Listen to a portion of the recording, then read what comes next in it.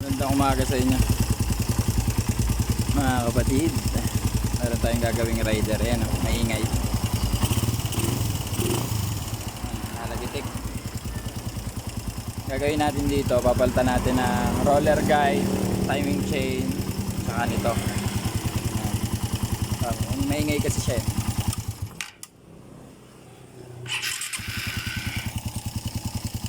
Nalagitik.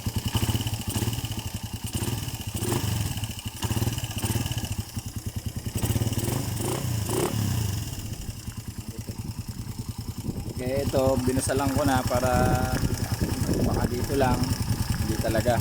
Tapos to in-adjust ko na, tanggal ko na yung cover. Ganun pa din, maingay pa rin. So naririnig ko na lang dito yung roller guide, timing chain, yan mga papalitan natin dito sa rider na to. Maingay ang head eh.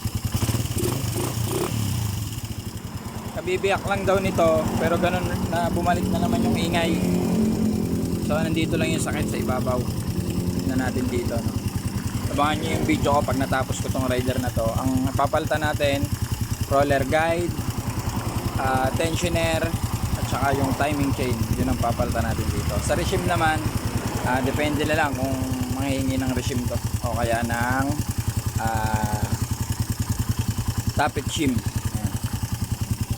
Ingay niya oh. Narinig nyo ba?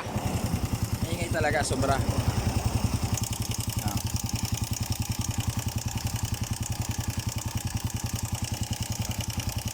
Sobrang ingay. Kaya gagawin natin yan. Ingay niya. Dilitin natin ang konti. Yan. Sobrang ingay. So gagawin natin yan.